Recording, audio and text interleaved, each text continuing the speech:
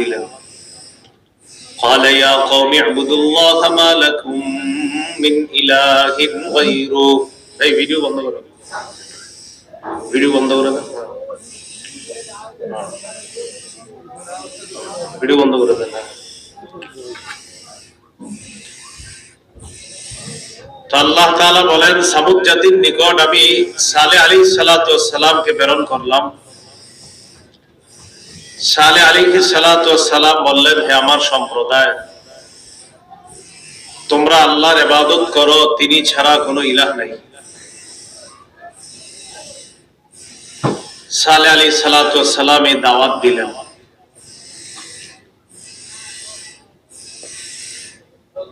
সালেহ আলাইহিস সালাতু ওয়াস সালাম ইবাদত সম্পর্কে যে দাওয়াত দিলেন তাদেরকে,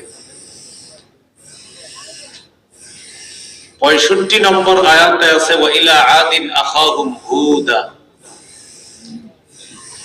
আদ জাতির নিকট আমি হুদ নবীকে পাঠালাম, তিনিও জাতিকে দাওয়াত দিলেন, হে আমার সম্প্রদায়, তোমরা আল্লাহর ইবাদত করো, তিনি ছাড়া কোনো ইলাহ নাই। সূরা আরাফের 85 নম্বর আয়াতে আছে, ওয়া ইলা মাদিয়ানা আখাহুম শুআইবা। মাদিয়ানবাসীর নিকট আমি শুআইব নবীকে পাঠাইলাম। فقال يا قوم اعبدوا الله। শুআইব নবীও তার জাতিকে দাওয়াত দিলেন, হে আমার সম্প্রদায়, তোমরা আল্লাহর ইবাদত করো। এই তিনটা আয়াত থেকে আমরা বুঝতে পারলাম ইবাদতের ক্ষেত্রে, তাওহীদের ক্ষেত্রে, আকীদার ক্ষেত্রে সব নবীদের অভিমত একই। সব নবীদের অভিমত একরকম। তাওহীদের দাওয়াত দেওয়ার ক্ষেত্রে সব নবীদের চিন্তা চেতনা একরকমই ছিল। এটা হলো প্রথম কথা। তো সালেহ আলাইহিস সালাতু ওয়াস সালামের ব্যাপারে আল্লাহ বলেন, সালেহ নবীকে যখন তাদের মাঝে পাঠাইলাম, তিনি তাদেরকে দাওয়াত দিলেন। আল্লাহ বললেন তাদের ভাই সালেহ। ভাই কেন বললেন? সালেহ নবী সামুদ জাতির বংশধর ছিলেন, এই জন্য বলছেন তাদের ভাই। দুইটা জাতি, একটার নাম আদ আর একটার নাম সামুদ। এই দুই জাতি আসলে দুই ব্যক্তির নাম। এই দুই ব্যক্তির নামের কেন্দ্র করেই পরবর্তীতে এই দুই জাতির নাম হয়ে গেছে আদ, সামুদ। আদ জাতি যেমন শক্তি ছিল, বুদ্ধি ছিল, বাহাদুর ছিল, সামুদ জাতিরও শক্তি ছিল, বুদ্ধি ছিল, বীর বাহাদুর ছিল তারা। তো আল্লাহ তাআলা আয়াতে বলেন, সালেহ আলাইহিস সালাতু ওয়াস সালাম যখন তাদেরকে দাওয়াত দিলেন, সালেহ নবীর দাওয়াতে সামুদ জাতি অতিষ্ঠ হয়ে তারা একটা প্ল্যান করল। কি প্ল্যান করলো?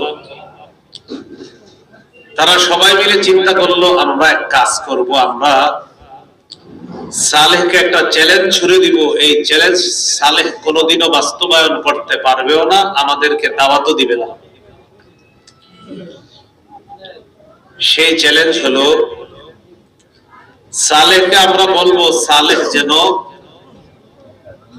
কাতিবা নামে একটা পাহাড় আছে, এই পাহাড় থেকে 10 মাসের একটা গর্ভবতী উটনি বের করে দেখায়। তো সালেহ আলাইহিস সালাতু ওয়াস সালামকে তারা এটা বলবে।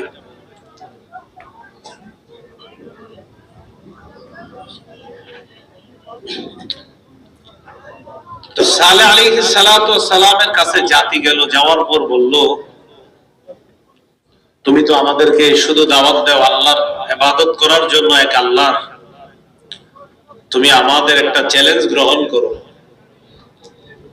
এই যে একটা পাহাড়, এই পাথরের পাহাড়ের ভিতর থেকে 10 মাসের একটা উটনি তোমার আল্লাহকে বের করে দেখাইতে বলো, তাহলে বুঝবো আল্লাহ বলতে একজন আছে। সালেহ আলাইহিস সালাতু ওয়াস সালাম দোয়া করলেন, 2 রাকাত নামাজ পড়ে আল্লাহর কাছে দোয়া করলেন, আরিনা নাকাতান, আল্লাহ আমাদেরকে একটা উটনি দেখায় দেন জীবন্ত, তাও 10 মাসের গর্ভবতী উটনি। সালেহ সালাম তাদেরকে ওয়াদা করলেন, আমি যদি এটা দেখাইতে পারি আল্লাহর পক্ষ থেকে, ঈমান আনবা, বিশ্বাস করবা? তারা বলল হ্যাঁ বিশ্বাস করব, আর অবিশ্বাস করব না। সালেহ নবী আল্লাহর কাছে দোয়া করলেন, আল্লাহ আপনি একটা উটনি বের করে দেখায় দেন, তাতামাখাদু কামা তাতামাখাদুল হামিল। যে পাহাড় থেকে উটনি বের করে দেখাইতে বলল, তাকায় দেখে ওই পাহাড় গর্ভবতী নারীদের মতো। ওই পাহাড়ের মধ্যে একটা পাথর ছিল, ওই পাথরটা ফেটে একটা 10 মাসের গর্ভবতী উটনি ওখান থেকে বের হয়ে সামুদ জাতির সামনে উপস্থিত হয়ে গেছে। এই ব্যাপারে আল্লাহ বলেন, হাদিহি নাকাতুল্লাহি লাকুম আয়াতান ফাদারুহা তাকুল ফি আরদিল্লাহ। এটা হলো আল্লাহর উটনি, এটা তোমাদের জন্য নিদর্শন। ফাদারুহা, এটাকে ছেড়ে দাও, তাকুল ফি আরদিল্লাহ, এটা আল্লাহর জমিনে খাওয়া দাওয়া করবে, ঘোরাফেরা করবে, এটাকে এটার মতো ছেড়ে দিবা। এটা হলো হুকুম, নিষেধ হলো ওয়ালা তামাসসুহা বিসু,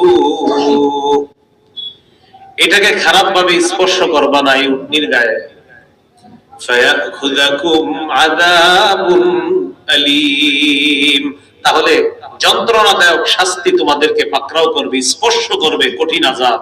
সাবধান, এটার গায়ে কিন্তু হাত দিবা না। সালেহ নবী জানায়া দিলেন। আরেকটা নিয়ম বলে দিলেন, পানি পান করার, উটনি একদিন পানি পান করবে পানি থেকে, আর তোমরা একদিন পানি পান জন্য রেখে দিবা, এটাকে ডিস্টার্ব করবা না। আল্লাহ তাআলা পবিত্র কোরআনে বলেন, লাহা শিরবুন ওয়া লাকুম শিরবু ইয়াউমিন মা'লুম, এটার জন্য পানি পান করার একটা নির্ধারিত দিন থাকবে, আর তোমাদের জন্য একটা নির্ধারিত দিন থাকবে পানি পান করার জন্য, এটাকে ডিস্টার্ব করা যাবে না।